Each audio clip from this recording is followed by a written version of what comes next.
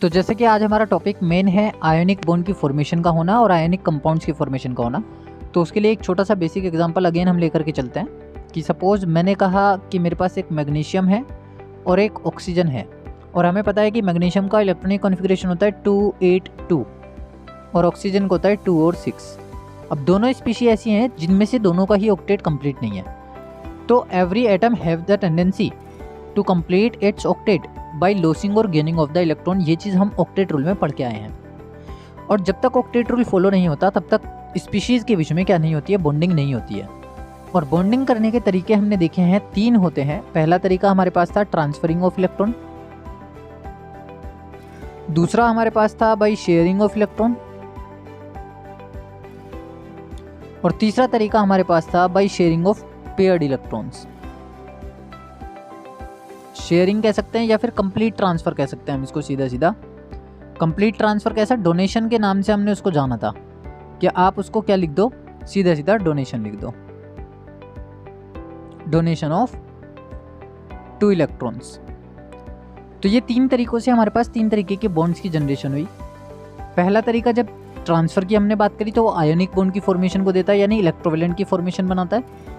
जब sharing of electron की बात करते हैं तो वो कोवेलेंट बनाता है, जिसमें कि कोवेलेंट बॉन्ड को सिंगल कोवेलेंट बॉन्ड में, डबल कोवेलेंट बॉन्ड में या ट्रिपल कोवेलेंट बॉन्ड में हमने क्लासिफाइड किया। और डोनेशन ऑफ 2 इलेक्ट्रॉन्स की जब हम बात करते हैं तो वहाँ पर मैं इलेक्ट्रॉन पेयर के डोनेट करने की बात कर रहा हूँ। और इलेक्ट्रॉन पेयर अगर डोनेट होता है तो बॉन्ड बनते हैं कोऑर्डिनेट बॉन्ड्स। अब क्योंकि मुझे ये चेक करना है कि आयोनिक बॉन्ड की फॉर्मेशन कैसे होती है, तो मैंने एक एग्जांपल ले लिया यहाँ पे मैग्नीशियम का और ऑक्सीजन का।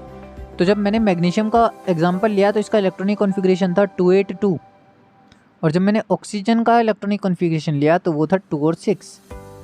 दोनों को स्टेबल होना है, जिसके लिए दोनों अपने आउटर मोस्ट शेल में 8 इलेक्ट्रॉन करने की कोशिश करेंगे। तो मैग्नीशियम पर 2 इलेक्ट्रॉन एक्सेस में है, ये दोनों इलेक्ट्रॉन मैग्नीशियम ऑक्सीजन की तरफ ट्रांसफ़र कर देगा। जैसे ही ऑक्सीजन की तरफ ये इलेक्ट्रॉन्स ट्रांसफ़र होंगे तुरंत ऑक्सीजन का ऑक्टेट क्या हो जाएगा, पूरा, क्योंकि इसके पास पहले से ही 6 इलेक्ट्रॉन्स हैं। अब जैसे ये मैग्नीशियम अपने 2 इलेक्ट्रॉन्स ऑक्सीजन को शिफ्ट करेगा, ट्रांसफ़र करेगा, तो ये कुछ ऐसा हो जाएगा कि मैग्नीशियम +2 चार्ज कंटेन कर लेगा क्योंकि इसने 2 इलेक्ट्रॉन का लॉस किया, और इलेक्ट्रॉनिक कॉन्फ़िगरेशन हो जाएगी 2 और 8। ऑक्सीजन -2 चार्ज को कंटेन कर लेगा क्योंकि इसका इलेक्ट्रॉनिक कॉन्फ़िगरेशन हो गया 2 और 8 और इसने 2 इलेक्ट्रॉन का गेन किया। अब मैग्नीशियम आयन में कन्वर्ट हो गया अपने, ये क्या बन गया, मैग्नीशियम का कैटायन। और ऐसे ही ऑक्सीजन का क्या बन गया, एनायन। और 2 चार्ज स्पीशीज़ एक दूसरे को क्या करती हैं, अट्रैक्ट करती हैं। तो अट्रैक्ट करने के लिए इन दोनों को एक फोर्स ऑफ अट्रैक्शन लगाना पड़ेगा, जिसकी वजह से क्योंकि ये 2-2 चार्ज बना रहे हैं तो इनके बीच में बॉन्ड भी कितने बनेंगे, 2 बनेंगे। तो ये चीज़ हमने लास्ट देखी हुई थी कि magnitude of the charge always represents the number of bonds between the species. दोनों ने 2 चार्ज को कंटेन किया हुआ है, +2 और -2, तो इसलिए इनके बीच में बनने वाली बॉन्डिंग भी कैसी होगी, डबल बॉन्डिंग होगी। तो ये है हमारा कॉन्सेप्ट इलेक्ट्रोवेलेंट बॉन्ड बनाने का या फिर आयोनिक बॉन्ड बनाने का, या सिंपल लैंग्वेज में हम कह सकते हैं कि ionic bond is formed by the complete transfer of electrons from one atom to the another atom.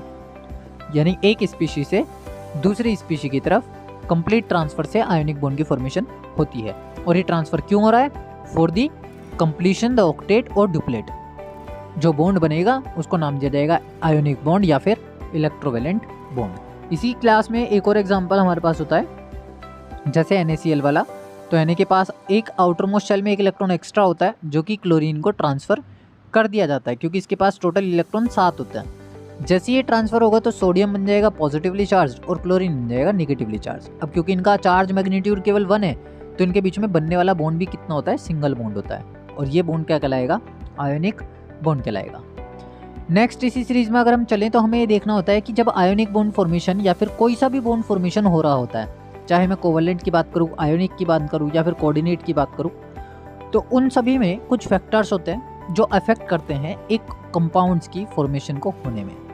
यहाँ पर जो सबसे पहला फैक्टर है उसका नाम है लैटिस एनर्जी। हमें ये चेक करना है कि जब एक कंपाउंड यानी कि जब एक आयोनिक क्रिस्टल बना तो उस केस में उसकी लैटिस एंथैल्पी उसको कैसे अफेक्ट करती है। मान लो सपोज कि मैंने अभी जैसा कि एक स्ट्रक्चर बनाता हूँ NaCl के एक क्रिस्टल की, मैंने NaCl का एक क्रिस्टल बनाया जो कि क्यूबिक होता है। NaCl का क्रिस्टल क्यूबिक होता है जिसमें एक सोडियम एटम, एक सोडियम आयन 6 क्लोराइड आयन से घिरा हुआ रहता है, या फिर ये भी कह सकते हो कि एक क्लोराइड आयन 6 सोडियम आयन से घिरा हुआ रहता है। दोनों सेम है, एक सोडियम के चारों तरफ 6 क्लोरीन होंगे और एक क्लोरीन के चारों तरफ 6 सोडियम होंगे। ये कोऑर्डिनेशन नंबर होता है। कोऑर्डिनेशन नंबर मतलब कि एक क्लोरीन एटम कितने सोडियम एटम्स के साथ या आयन्स के साथ घिरा हुआ है। सिमिलरली ऐसे ही जो क्लोराइड आयन होते हैं वो कितने सोडियम आयन के साथ घिरे हुए हैं, that is the coordination number. अब क्या हुआ है यहाँ पे कि मैंने ये कहा कि सोडियम आयन ये आ गया मेरे पास और क्लोराइड आयन ये आ गया मेरे पास, दोनों को आइसोलेटेड गैसेस स्टेट में लाने की ज़रूरत होती है। पहली चीज़ तो कभी भी सॉलिड स्टेट में कोई भी एटम आपस में रिएक्शन में पार्टिसिपेशन नहीं देंगे। अगर बॉन्डिंग करनी है तो उनको आइसोलेटेड गैसेस स्टेट में आना पड़ेगा। उसके लिए हम पहले इनको कुछ अमाउंट ऑफ हीट देते हैं जिसकी वजह से ये कन्वर्ट हो जाते हैं अपने आयंस में। अब जब ये आयंस बन गए तो इन आयंस को कंबाइन होने के लिए जब इन दोनों के आयंस एक दूसरे के आमने सामने आएंगे तो इन दोनों को अट्रैक्ट होने के लिए कुछ अमाउंट ऑफ एनर्जी रिलीज करना पड़ता है, क्योंकि कॉम्बिनेशन हो रहा है और कॉम्बिनेशन हमेशा ही एक एक्सोथर्मिक प्रोसेस होता है। तो उस केस में ये जो सोडियम का आयन है या क्लोराइड आयन है, सोडियम क्लोराइड आयन है, सोडियम आयन है, तो इन दोनों को आपस में अट्रैक्ट होने के लिए या फिर इन दोनों को आपस में अट्रैक्ट होने के लिए कुछ अमाउंट ऑफ एनर्जी को रिलीज करना पड़ता है। जैसे ही वो अमाउंट ऑफ एनर्जी रिलीज होता है उसको हम बोलते हैं लैटिस एंथैल्पी, क्योंकि ये तो एक यूनिट सेल है केवल। अब यूनिट सेल को जब हम बार बार रिपीट करेंगे और एक बल्क स्ट्रक्चर बनाएंगे तो वो कहलाएगा लैटिस। और लैटिस के अंदर जो एनर्जी रिलीज हो रही है for the formation of ionic bond क्या कहलाएगी, लैटिस एनर्जी कहलाएगी। तो ये चीज़ हमें ध्यान रखनी है कि in the formation of ionic bond an amount of energy is release which is known as the lattice enthalpy. और जो लैटिस एंथैल्पी होती है जब ये रिलीज होगी तो वो राइट साइड में लिखी जाएगी ऐसे, प्लस हीट या फिर एनर्जी। यहाँ हम लिखेंगे हीट या फिर एनर्जी।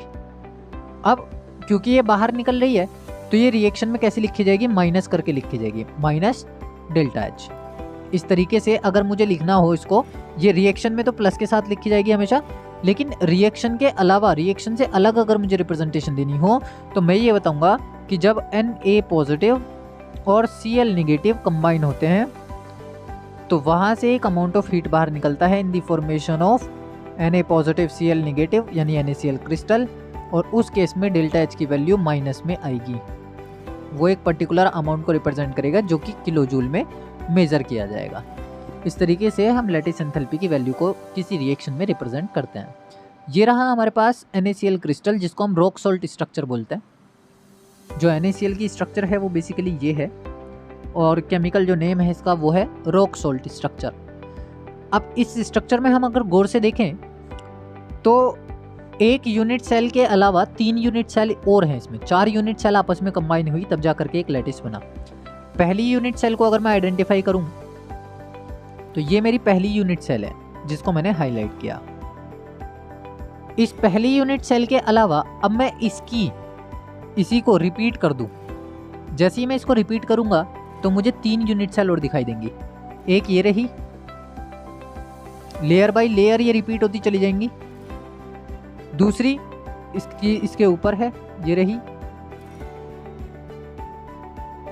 लेयर बाय लेयर एक दूसरे में ये इन्वॉल्व होती हैं। और तीसरी ये रही। पहली के अलावा 3 यूनिट सेल और हमें इसमें दिखाई दे रही हैं जो रिपीटिंग नेचर के साथ इसमें आई हैं। तो कुल मिलाकर के टोटल हो गई 4 यूनिट सेल।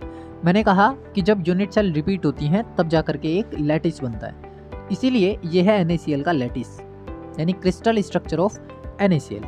अब इस NaCl की क्रिस्टल के अंदर मैंने देखो जो कॉमन लेयर्स होती हैं वो कौन कौन सी हैं। ये कॉमन लेयर है चारों यूनिट सेल में, ये कॉमन लेयर है 2 यूनिट सेल में, इसी तरीके से ये कॉमन लेयर है यानी कॉमन एज है 2 यूनिट सेल में। इन यूनिट सेल्स के अंदर पर्टिकुलर हमें क्या मिलती हैं, कॉमन एजेस मिलती हैं। जैसे ये वाली भी कॉमन है, ये वाली भी कॉमन है, ये वाली भी कॉमन है और ये वाली भी कॉमन है। तो कुल मिलाकर के 4 एजेस 2 यूनिट सेल के अंदर पर्टिकुलर आपस में क्या होती हैं, कॉमन होती हैं। इसी तरीके से ऊपर वाली की और नीचे वाली की ये वाली जो लेयर है वो कॉमन रहने वाली है, एज जो है वो कॉमन रहेगी, ऐसे ही यहाँ पर भी वो एज कॉमन रहेगी। तो कॉमन एज से तो खैर अभी हमें कोई लेना देना नहीं है। यहाँ पे हमें ये चेक करना है कि कितने एटम ऑफ सोडियम कितने क्लोराइड आयन के साथ घिरे हुए हैं। तो अगर मैं ये कहूँ कि ये सोडियम एटम है क्योंकि वो एज के सेंटर पर बैठा होता है, सोडियम आयन जो है वो एज के सेंटर पर बैठता है, और जो क्लोराइड आयन्स हैं वो एज के कॉर्नर्स पर बैठते हैं। तो अब मैं इसको एक फोकस कर रहा हूँ इस चीज़ पे कि ये मेरा क्लोराइड, ये मेरा क्लोराइड, ये मेरा क्लोराइड, ये मेरा क्लोराइड, क्योंकि ये तो एज के कॉर्नर हो गए। लेकिन सेंटर क्या है? ये है, ये है, ये है और ये है। यहाँ पर बैठा होगा सोडियम आयन। तो ये सोडियम आयन मैं बीच वाली लेयर का इसलिए ले रहा हूँ क्योंकि इसके नीचे भी यूनिट सेल हो सकती है, इसके ऊपर भी यूनिट सेल हो सकती है। तो मैं बीच वाली लेयर पे कंसिस्ट करता हूँ इसको। तो जो ये बीच वाली लेयर है, ये इस बीच वाली लेयर में मैं ये देखूंगा कि एज के सेंटर पर सोडियम आयन बैठ गया, कॉर्नर पर यहाँ क्लोराइड है, कॉर्नर पर यहाँ क्लोराइड है। अब नीचे की तरफ जाऊँगा अगर मैं, तो यहाँ पर भी क्लोराइड बैठा है, यहाँ पर भी क्लोराइड बैठा है। ऐसे ही ऊपर की तरफ जब मैं जाऊँगा तो यहाँ पर भी क्लोराइड है, यहाँ पर भी क्लोराइड है। कुल मिलाकर के एक सोडियम ने जब अपने चारों तरफ सराउंडिंग को देखा तो वो 1 2 3 4 5 6 क्लोराइड आयन से घिरा हुआ पाया गया। तो this is the coordination number of sodium ion which is surrounded by 6 chloride ions in the octahedral structure. इसको हम बोलते हैं ऑक्टाहेड्रल स्ट्रक्चर। तो इस तरीके से याद रखना है कि क्लोराइड यानी निगेटिव क्लोराइड की ही बात नहीं है ये केवल, ये हमेशा एनायन की बात होती है। एनायन हमेशा कॉर्नर्स पर बैठते हैं और कैटायन हमेशा सेंटर्स पर बैठते हैं। ये है फॉर्मेशन का रूल कि आप हमेशा क्रिस्टल स्ट्रक्चर के कॉर्नर पर एनायंस को बैठाएंगे यानी निगेटिव चार्ज स्पीशी को बैठाएंगे, और सेंटर पर हमेशा पॉजिटिव चार्ज स्पीशी बैठेगी।